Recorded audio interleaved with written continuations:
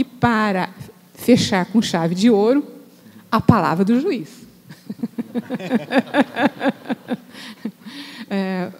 O Dr. Renato Henrique Santana, nosso colega, nosso querido colega, é bacharel em Direito pela Faculdade Paulista de Direito da Pontifícia Universidade Católica de São Paulo, de 1984 a 1988, pós-graduado em Direito do Trabalho, nível de especialização pela Faculdade de Direito da Universidade de São Paulo, 1989 1990, mestre em Direito pela University of Illinois College of Law, nos Estados Unidos, de 1991 a 1992, professor de Direito do Trabalho da Unip, Universidade Paulista, em Ribeirão Preto, desde agosto de 1998, juiz-presidente da Associação Nacional dos Magistrados da Justiça do Trabalho, ANAMATRA, de maio de 2011 a maio de 2013, e juiz do trabalho titular da Primeira Vara do Trabalho de Ribeirão Preto, do nosso querido TRT. Com a palavra, o juiz Renato Santana. Desembargadora Tereza Asta, em nome de quem eu gostaria de agradecer a esse honroso convite e a condução sempre agradável dos trabalhos de hoje. Quero cumprimentar também meus colegas de mesa, o professor Ricardo Antunes e o Rafael Marques, dos Sindicatos Metalúrgicos. Cumprimentar a todos vocês, ou, para usar o termo do Rafael, cumprimentar a companheirada, né, que hoje participa nessa manhã do estudo, da troca de ideias sobre esse tema. Eu acredito que os organizadores do evento pensaram no meu nome para fazer, de fato, um contraponto, principalmente à fala do presidente do Sindicato dos Metalúrgicos, Rafael, que veio aqui, afinal, apresentar o filho dele, né? Falar da sua ideia, que vocês apaixonadamente defendem.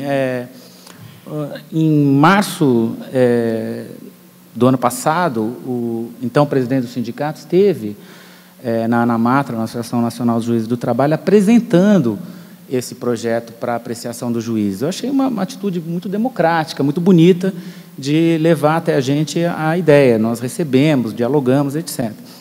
Então, eu acho que nessa linha que o próprio professor Ricardo disse, a gente participa aqui não no sentido de vamos dizer assim, detonar o projeto e falar mal do projeto, não é isso. Estamos aqui para trazer alguns pontos, e eu acho que a função que o Congresso atribuiu a mim foi, talvez, trazer a parte mais técnica do projeto, ou abordar algumas partes mais técnicas. E, por isso, eu fiz algumas anotações, realmente, dos pontos específicos desse projeto de lei, que daria origem ao acordo coletivo especial, citando especificamente o texto, né, que os sindicatos metalúrgicos propõem, e já dizendo o que eu entendo de problemático naquele texto. E não é segredo, eu tive a oportunidade 2 vezes na imprensa, na grande imprensa, de escrever artigos criticando o projeto. Então, não se trata de uma novidade. Um dos artigos, até em parceria com o Guilherme Guimarães Feliciano, que é juiz aqui também do nosso tribunal. Mas eu gostaria de, em primeiro lugar, afastar qualquer ideia de que eu, como juiz aqui, ainda mais com o passado associativo, estivesse a criticar o projeto por temer alguma concorrência da atividade sindical, vamos dizer, com o monopólio do juiz em dizer o direito ou resolver os conflitos do mundo do trabalho. Não se trata disso. Eu quero deixar isso bem claro. Até porque eu acho que, se esse modelo do acordo coletivo especial ele prosseguir e virar realidade, muitas das questões tratadas ali vão acabar no judiciário também. Porque, se nós temos hoje um processo legislativo com duas casas legislativas, com a sanção presidencial, com o controle do Supremo, e ainda assim nós temos essa enxurrada de ações que nós temos aí, ainda mais se entregarmos na mão dos sindicatos e das empresas o estabelecimento de normas sobre a tendência é que as normas sejam até menos técnicas, menos claras e talvez mais suscetíveis a questionamentos judiciais. Então, não se trata de defesa de mercado. Mas eu gostaria de dizer que eu sei que tem muitos estudantes aqui, talvez fosse o caso de a gente visitar alguns conceitos, né? Por exemplo, o Brasil os sindicatos trabalhadores é por categoria profissional, pela vinculação a certo tipo de empregador. E não é viável no Brasil o sindicato por empresa. Aliás, o Rafael, na sua fala, ele já mostra que o sindicato está vislumbrando lá na frente, talvez, o contrato coletivo e o sindicato por empresa, que é outro sistema, não é o sistema da nossa Constituição. Pode ser um sistema aplicável à região do ABC. Mas, enfim, eu só estou trazendo essa preocupação porque os estudiosos do direito do trabalho veem com muita preocupação o sindicato por empresa, por entendê-los que ele é um tipo de estruturação que reduz a possibilidade da generalização de conquistas trabalhistas. E essa parte eu retirei, inclusive, do livro do ministro Godinho, que acabou de fazer a sua apresentação. Eu não estou dizendo que o projeto de acordo coletivo especial faz surgir o sindicato por empresa, mas ele pode ser o começo da criação do que eu chamo de um individualismo sindical, que pode ser uma expressão aparentemente contraditória, porque, afinal, o sindicalismo é a negação do individual em favor do coletivo. Mas o novo instrumento ele propõe a criação de uma suposta ilha de liberdade habitada por sindicatos e empresas especiais. Isso, no meu modo de ver, como estudioso do direito do trabalho e da realidade que eu vejo nos fóruns, no meu modo de ver, é muito preocupante. O Rafael ele vai dizer que isso não é preocupante, isso é a vanguarda. Isso é a vanguarda, é o futuro, né? Eu digo que isso é o furo na cerca da civilidade mínima que deve ser protegida pelo direito do trabalho. E até mesmo, numa argumentação que eu tenho sempre procurado pontuar, essa civilidade mínima é que garante até mesmo o funcionamento das empresas em situação de concorrência justa e leal. E onde passa o boi, passa a boiada, né? Apenas para a gente utilizar uma expressão popular. Voltemos rapidamente, então, aos conceitos. Temos a convenção coletiva, né, para que a gente possa entrar na análise do projeto de lei propriamente dele. A convenção coletiva é o acordo de caráter normativo pelo qual dois ou mais sindicatos, representativos de categoria econômica e profissional, estipulam condições de trabalho aplicáveis ao âmbito das respectivas representações. O acordo é representação sindical com empresa, aplicável no âmbito daquela empresa. Acordo e convenção coletiva, portanto, se diferenciam pelos sujeitos pactuantes e pelo alcance da abrangência. Então, estamos falando aqui o que é a convenção coletiva que temos hoje e o que é o acordo coletivo que temos hoje. E frise-se, no modelo que nós temos hoje, a regra da CLT é no sentido de que a convenção coletiva se sobrepõe ao acordo coletivo, quando ela, convenção, tiver condição mais benéfica ao trabalhador, é o artigo 620. Ou seja, o sistema do direito coletivo brasileiro existe em claro prestígio às normas de caráter geral, em detrimento das especiais, ao contrário do modelo proposto pelo acordo coletivo especial. Mas vamos pensar, assim,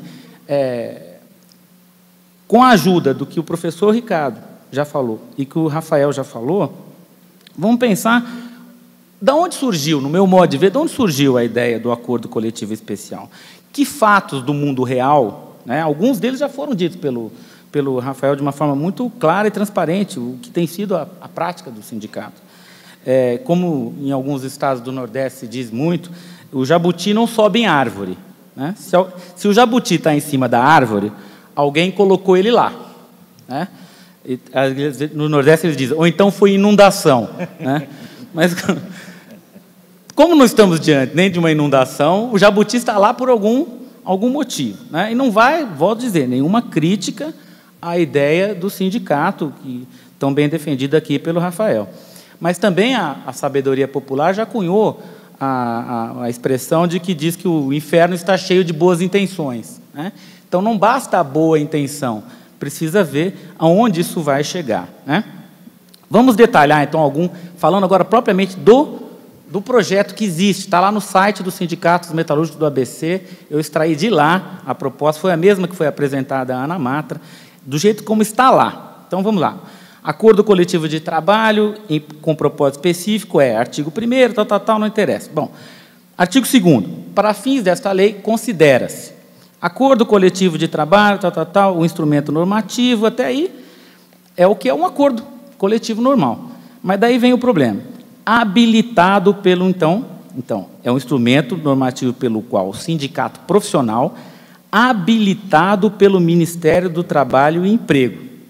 Bom, aparentemente é um texto normal. Mas que história é essa de habilitado pelo Ministério do Trabalho e Emprego?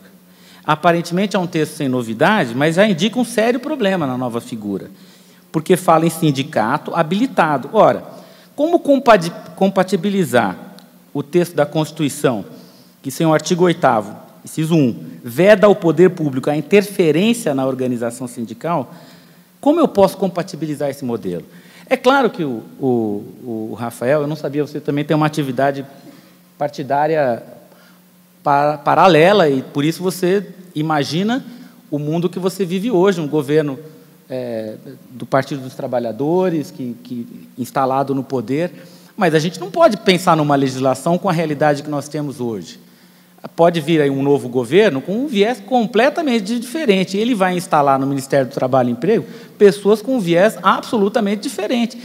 E sobre essas pessoas que vai recair essa tal da habilitação, essa tal da autorização. Nesse modo de ver, me parece incrível que o movimento sindical queira entregar ao poder público de novo o direito de dizer quais são os sindicatos habilitados a celebrar o novo instrumento. Seria o selo do sindicato do bem, né? Isso acho difícil de entender. Ainda mais que nós temos ainda a súmula 677 do Supremo Tribunal, que veio a dizer que o Ministério do Trabalho ele deve proceder ao registro e zelar pela observância do princípio da unicidade. É só. Não tem essa história de sindicato do bem, sindicato habilitado a isso ou aquilo. Então, a habilitação é algo bem diferente, até porque habilita uma nova modalidade de entidade sindical. E, além disso, como eu já iniciei dizendo, como fica a livre iniciativa, que também está protegida pelo nosso texto constitucional? Se eu tenho algumas empresas especiais, entre aspas, inovando na aplicação da lei. O trabalho tem um custo. Desculpe, professor Ricardo, se eu uso termos não aplicáveis à sociologia ou à economia, mas esse custo é baseado numa legislação uniforme. Bem ou mal, ela é baseada numa legislação uniforme.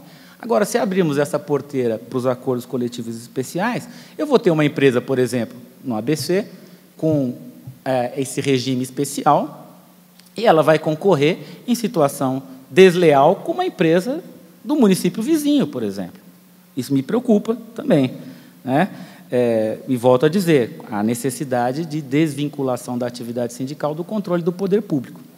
Mas sigamos agora realmente ao coração do projeto proposto pelo sindicato. Está no artigo 2º, inciso 3, em que ele define as condições específicas de trabalho como sendo aquelas que, em decorrência de especificidades da empresa e da vontade dos trabalhadores, até aí tudo bem, justificam adequações nas relações individuais e coletivas de trabalho e na aplicação da legislação trabalhista, observado o artigo 7º da Constituição. Daí vem o artigo 6 do projeto. As partes signatárias do acordo deverão consignar no instrumento normativo as razões que justificam a adequação das relações e a aplicação da legislação trabalhista. Nesses dois artigos, eu vejo uma rara conjugação de termos muito perigosos no mesmo dispositivo legal. Quais seriam essas condições específicas de trabalho? O que seriam especificidades da empresa? E o que justificaria adequações, assim, no sentido tão genérico, nas relações individuais e coletivas de trabalho e na aplicação da legislação trabalhista? E o que seria esse observado artigo 7º? Como juiz do trabalho, eu me sinto perplexo ao ver uma entidade sindical, ainda mais com a grife, com o selo, com a história do Sindicato dos Metalúrgicos do ABC, abrindo essa janela para esse tipo de interpretação. E, volto a dizer, mesmo esse observado, o artigo 7º da Constituição, que o sindicato costuma colocar, não, isso aqui é o pé que a gente coloca para não deixar a precarização entrar, etc. Mas, sim, primeiro que observado o artigo 7º, para mim, me parece um pouco genérico. Eu posso dizer, eu estou observando e estou descumprindo. Até aí, não me garante muita coisa. E como é que seria essa observância, né? Eu posso dizer também que no artigo 7º está dito lá que deve ser prestigiada a convenção coletiva. Estou observando, prestigiando a convenção coletiva.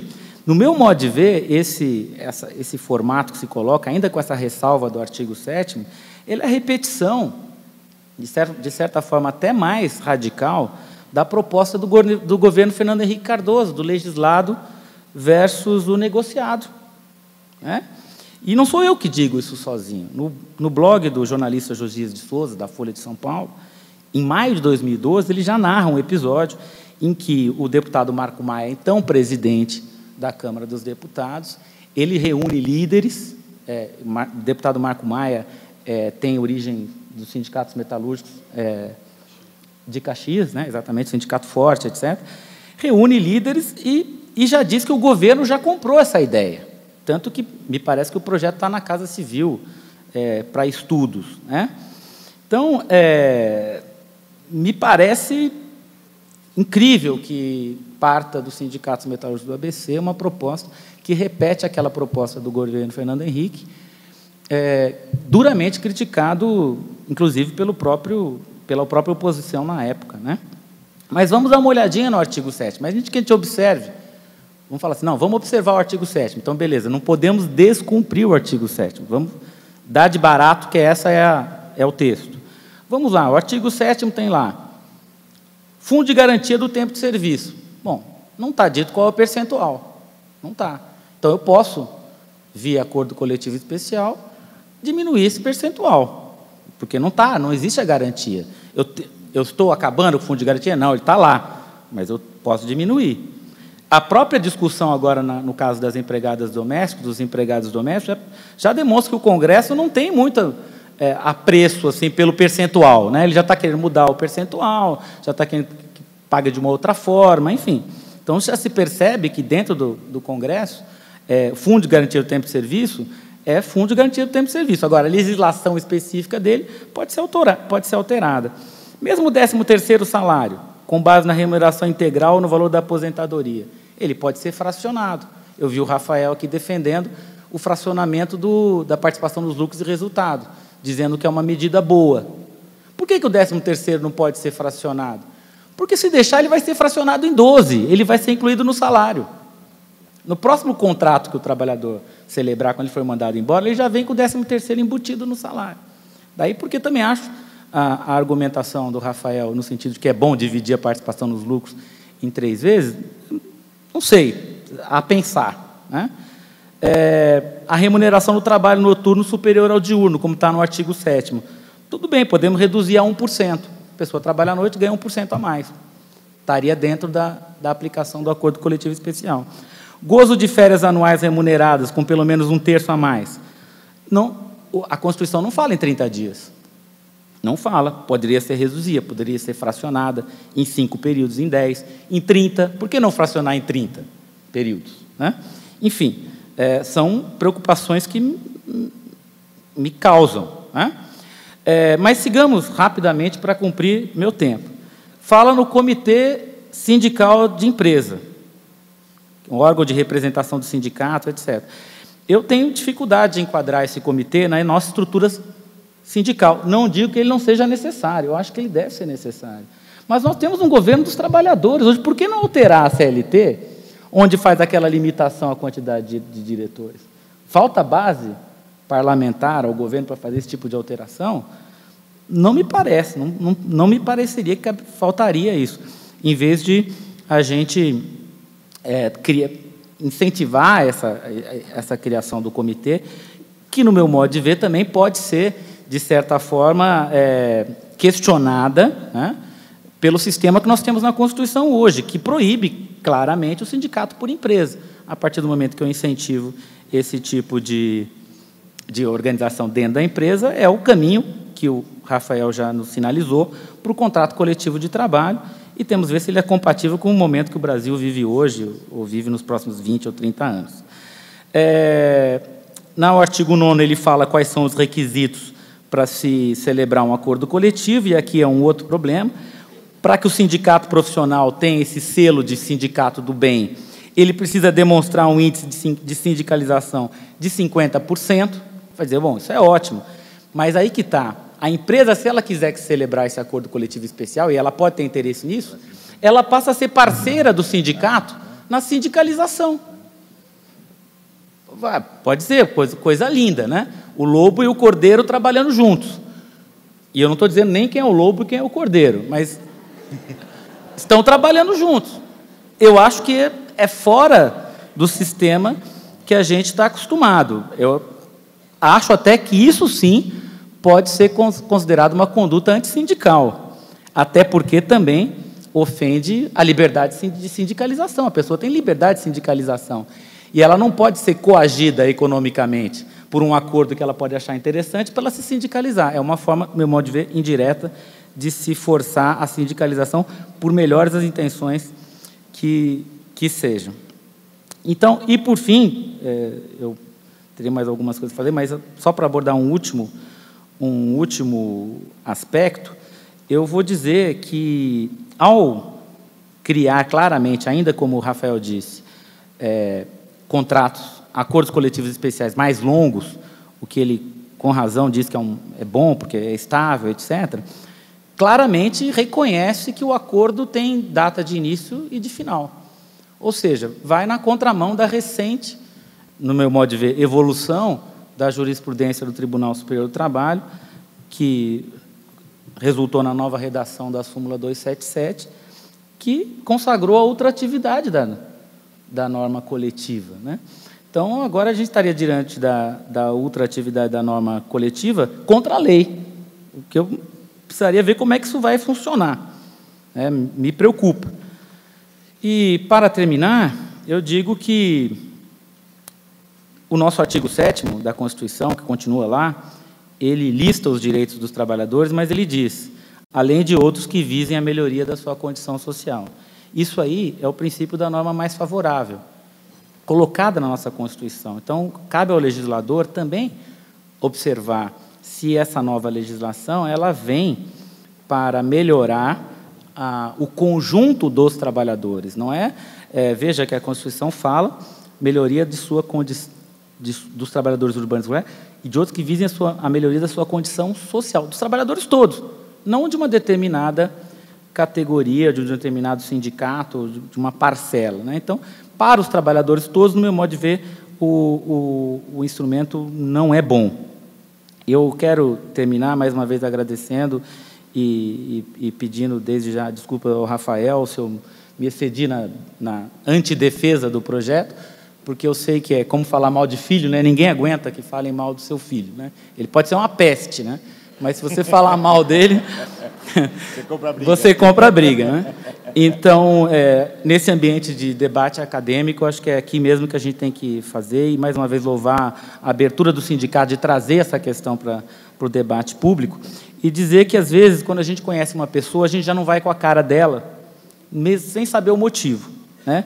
Mas depois a gente vai conhecendo, vai passando a gostar, vira amigo, etc. Eu vou dizer que eu nunca gostei do acordo coletivo especial.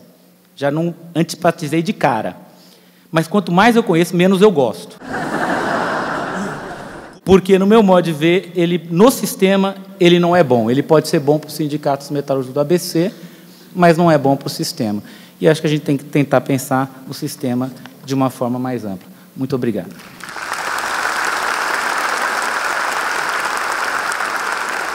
Tenho certeza que todos saíram com o espírito renovado a respeito da matéria. O Congresso agradece a participação do sindicalista Rafael, do professor Ricardo, do juiz Renato, que contribuíram muito para aprofundar o conhecimento do debate. Muito obrigada.